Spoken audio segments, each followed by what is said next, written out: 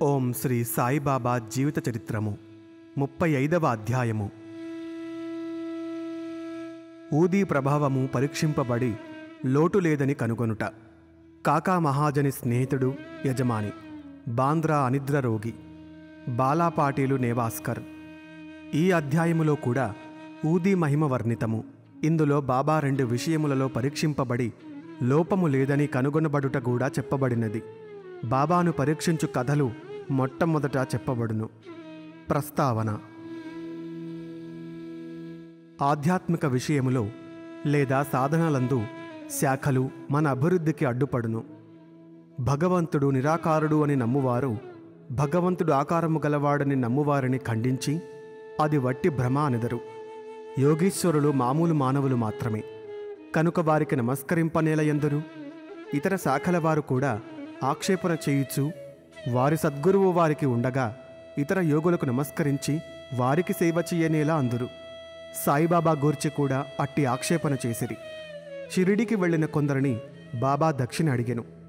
యోగులు ఈ ప్రకారముగా ధనము ప్రోగు చేయుట శ్రేయస్కరమా? వారిట్లు ధనము జాగ్రత్త చేసినచో వారి యోగి గుణము లెక్కడా అని విమర్శించిరి. అనేక మంది బాబాను విక్రించుటకు షిరిడికి వెళ్ళి తుదకు వారిని ప్రార్థించుట కచటనే నిలిచిపోయిరి. అటువంటి 2 ఉదాహరణలు దిగువ ఇచ్చుచున్నాము. కాకా మహాజని స్నేహితుడు. కాకా మహాజని స్నేహితుడు నిరాకారుడగు భగవంతుడిని ఆరాధించువాడు. విగ్రహారాధనమునకు అతడు విముఖుడు. అతడు ఊరకనే వింతలేమైనా తెలుసుకొనుటకు షిరిడీకి పోవనంగీకరించెను. కాని బాబాకు నమస్కరించననియూ వారికి దక్షిణ ఇవ్వననియూ చెప్పాను. కాకా ఈ షరతులకు ఒప్పుకొనెను. ఇద్దరును శనివారము నాడు రాత్రి బొంబాయి విడిచి ఆ మరుసటి దినము షిరిడీకి చేరిరి. వారు మసీదు మెట్లను ఎక్కగానే కొంచెం దూరముననున్న బాబా మహాజని స్నేహితుని మంచి మాటలతో ఆహ్వానించెను. ఆ కంఠధ్వని మిక్కిలి చిత్రముగా నుండెను. ఆ కంఠము అతని తండ్రి కంఠము వలె నుండెను. ఆ కంఠము గతించిన తన తండ్రిని జ్ఞప్తికి తెచ్చెను. శరీరము సంతోషముతో నుప్పొంగెను.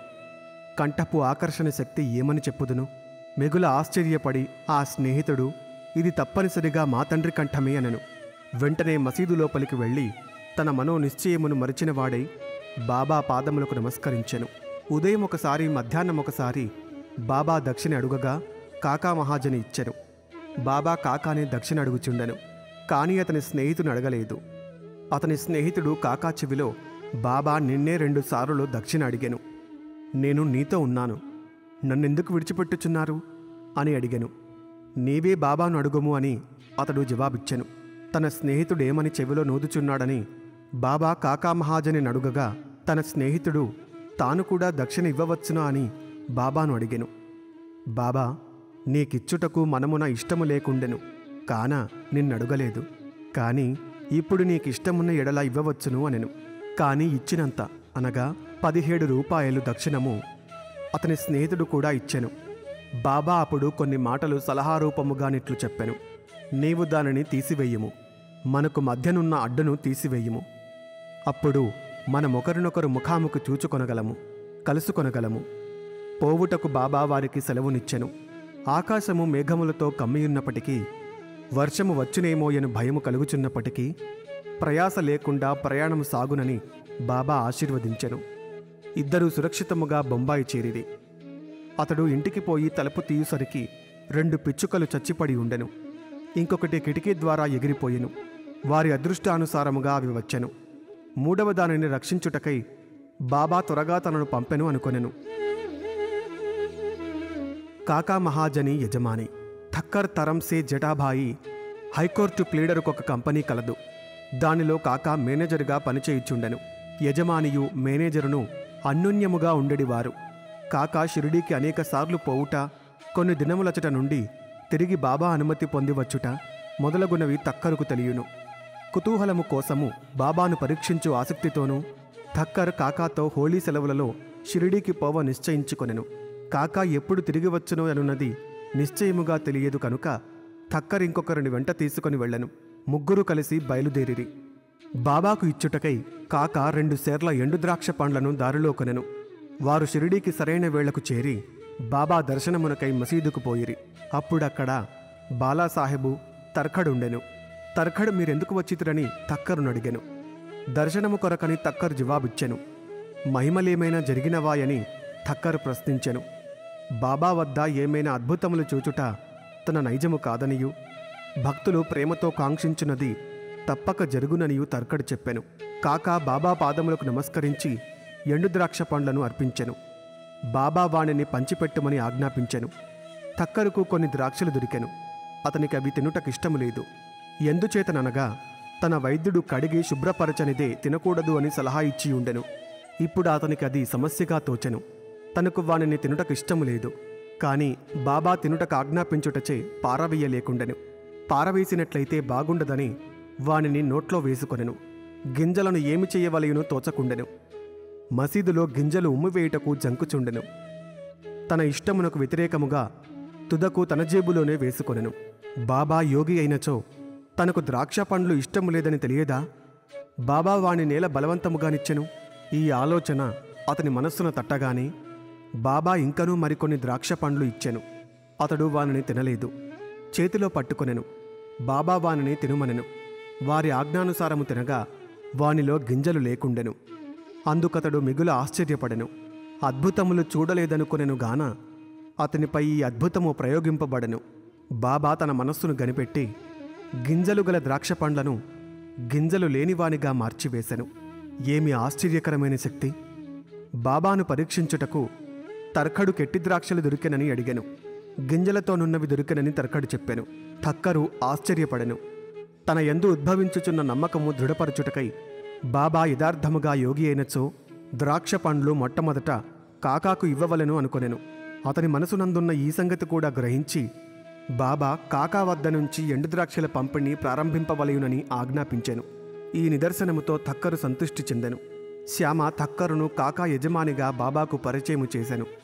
అందుకు బాబా ఇట్లనెను, అతడిట్లు వానికి యజమాని కాగలడు? అతని యజమాని వేరొకరు గలడు. కాకా ఈ జవాబుపై చాలా ప్రీతి చెందెను. తన మనోనిశ్చయము మరచి తక్కరు బాబాకు నమస్కరించి వాడాకు తిరిగిపోయెను. మధ్యాహ్న హారతి అయిన పిమ్మట వారందరూ బాబా సెలవు తీసుకొనుటకు మసీదుకు బోయిరి. శ్యామ వారి పక్షమున మాట్లాడెను. బాబా ఇట్లు చెప్పదొడంగెను. ఒక చంచల మనస్సు గల పెద్ద మనుష్యుడుండెను. అతనికి ఆరోగ్యము ఐశ్వర్యము కూడా ఉండెను. ఎట్టి విచారములు లేకుండెను. అనవసరమైన ఆరాటములు పైన వేసుకొని అక్కడక్కడా తిరుగుచూ మనశ్శాంతిని పోగొట్టుకొనుచుండెను. ఒక్కొక్కప్పుడు భారములన్నయూ వదిలివేయిచుండెను. మరొకప్పుడు వానిని మొయ్యుచుండెను. అతని మనస్సునకు నిలకడ లేకుండెను. అతని స్థితి కనిపెట్టి కనికరించి నేను, నీకిష్టము వచ్చిన చోట నీ నమ్మకము పాదుకొల్పుము. ఎందుకిట్లు భ్రమించదవు? ఒకే చోటనాశ్రయించుకొని నిలకడగా నుండుము అని చెప్పితిని. వెంటనే తక్కరిదంతయు తన గూర్చియే అని గ్రహించెను. కాకా కూడా తన వెంట రావాలననుకొనెను. కాని కాకాకు అంత త్వరగా షిరిడీ విడుచుట కాగ్న దొరుకునని ఎవ్వరూ అనుకొనలేదు. బాబా దీనిని కూడా కనుగొని కాకాను అతని యజమానితో పోవుట కనుజ్ఞనిచ్చెను. ఈ విధముగా బాబా సర్వజ్ఞుడు అనుటకు తక్కరుకింకొక నిదర్శనము దొరికెను. బాబా కాకాను 15 రూపాయలు దక్షిణ అడిగి పుచ్చుకొని అతనికి ఇట్లని చెప్పెను. నేను 1 రూపాయి దక్షిణ ఎవరి వద్ద నుంచి గాని తీసుకొనినచో దానికి 10 రెట్లు ఇవ్వవలెను. నేనూరకనే ఏమీ తీసుకొనను. యుక్తాయుక్తములు తెలియకుండగా నేనెవరిని అడుగను. ఫకీరెవరిని చూపునో వారి వద్దనే నేను తీసుకొనెదను. ఎవరైనా ఫకీరుకు గత జన్మ నుంచి బాకీయున్నచో వారి వద్దనే ధనము పుచ్చుకొందును. దానము చేయువాడిచ్చున్నది ప్రస్తుతము విత్తనములు నాటుట వంటిది. అది మునుముందు గొప్ప పంట అనుభవించుట కొరకే. ధర్మము చేయుటకు ధనము ఉపయోగించవలెను. దానిని సొంతమునకు వాడుకొనినా అది వ్యర్థమైపోవును. గత జన్మలో నీవిచ్చియుంటేనే గాని నీవిప్పుడు అనుభవించలేవు. కనుక ధనమును పొందవలను అనినచో దానిని ప్రస్తుతము ఇతరులకిచ్చుటయే సరైన మార్గము. దక్షిణ ఇచ్చుచున్నచో వైరాగ్యము పెరుగును. దానివలన భక్తి జ్ఞానములు కలుగును. 1 రూపాయినిచ్చి 10 రూపాయలు పొందవచ్చును. ఈ మాటలు విని ఠక్కరు తన నిశ్చయము మరచి 15 రూపాయలు బాబా చేతిలో పెట్టెను. షిరిడీకి వచ్చుట మేలైనదనుకొనెను. ఏలన అతని సంశయములన్నీయును తొలగెను. అతడెంతయో నేర్చుకొనెను. అటువంటి వారి విషయములో బాబా ప్రయోగించు యుక్తి మిక్కిలి అమోఘమైనది. అన్నీ బాబాయే చేయుచున్నను దేనియందు అభిమానముంచలేదు.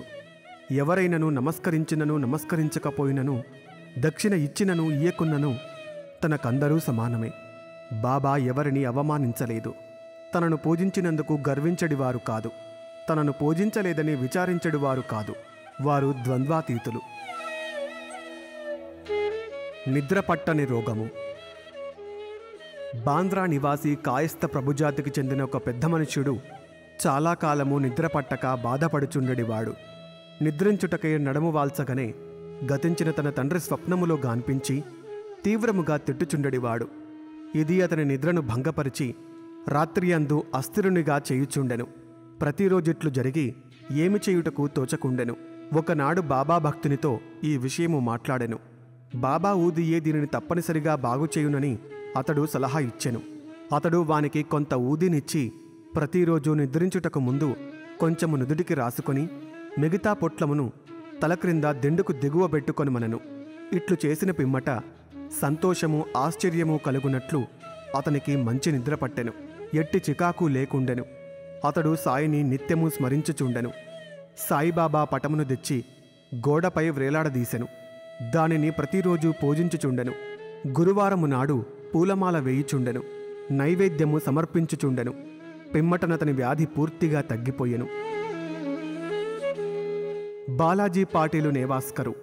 వీరు బాబాకు గొప్ప భక్తులు. వీరు ఫలాపేక్ష లేకుండా చాలా మంచి సేవ చేసిరి.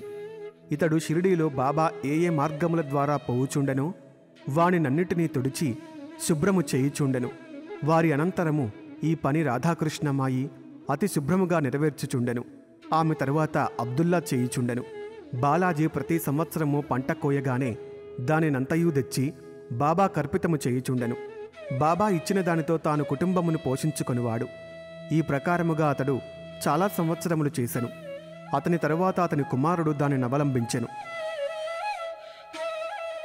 ఊదీ ప్రభావము. ఒకనాడు బాలాజీ సంవత్సరీకము నాడు నేవాస్కర్ కుటుంబము వారు కొంతమంది బంధువులను భోజనమునకు పిలచిరి. భోజన సమయానికి పిలచిన వారి కంటే 3 రెట్లు బంధువులు వచ్చిరి. నేవాస్కరు భార్యకు సంశయము కలిగెను. వండిన పదార్థములు వచ్చిన వారికి చాలవనియు కుటుంబ గౌరవమునకు భంగము కలుగుననియు ఆమె భయపడెను. ఆమె అత్తగారు ఓదార్చుచు, భయపడకము, ఇది మనది కాదు, ఇది సాయి ఆహారమే. అన్ని పాత్రలు గుడ్డలతో పూర్తిగా కప్పివేయుము. వానిలో కొంచెం ఊదీ వేయుము. గుడ్డ పూర్తిగా తీయకుండా వడ్డన చెయ్యుము. సాయి మనలను కాపాడును అనెను. ఆమె ఈ సలహా ప్రకారమే చేసెను. వచ్చిన వారికి భోజన పదార్థములు సరిపోవుటయేగాక ఇంకనూ చాలా మిగిలెను. తీవ్రముగా ప్రార్థించినచో యథాప్రకారము ఫలితము పొందవచ్చునని ఈ సంఘటనము తెలుపుచున్నది. సాయి పామువలె గాన్పించుట. ఒకనాడు షిరిడీవాసి రఘుపాటీలు నివాసలోనున్న బాలాజీ పాటీలింటికి వెళ్ళెను. ఆనాడు సాయంకాలం ఒక పాము ఆవుల కొట్టములోనికి బుసకొట్టుచూ దూరెను. అందులోని పశువులన్నయూ భయపడి కదలజొచ్చెను. ఇంటిలోని వారందరూ భయపడిరి. కాని బాలాజీ శ్రీసాయియే ఆ రూపమున వచ్చెనని భావించెను. ఏమయూ భయపడక గిన్నెతో పాలు తెచ్చి సర్పము ముందు పెట్టి ఇట్లనెను, బాబా, ఎందుకు బుసకొట్టుచున్నావు? ఎందులకి ఎలజడి? మమ్ము భయపెట్టదలిచితివా? ఈ గిన్నెడు పాలను తీసుకొని నెమ్మదిగా త్రాగుము. ఇట్లనుచు అతడు దాని దగ్గర నిర్భయముగా గూర్చుండెను. ఇంటిలోని తక్కిన వారు భయపడిరి. వారికి ఏమి చేయుటకు తోచకుండెను. కొద్దిసేపటిలో సర్పము తనంతట తానే మాయమైపోయెను. ఎంత వెదకినను కనిపించలేదు. బాలాజీకి 2 భార్యలు, కొంతమంది బిడ్డలుండిరి. బాబా దర్శనమునకై వారప్పుడప్పుడు షిరిడీకి పోవుచుండెడివారు. వారి కొరకు చీరలు, బట్టలు కొని ఆశీర్వచనములతో బాబా వారికి ఇచ్చుచుండెడివారు. ఓం నమో శ్రీ సాయినాథాయ. శాంతి శాంతి శాంతి. 35వ అధ్యాయము సంపూర్ణము.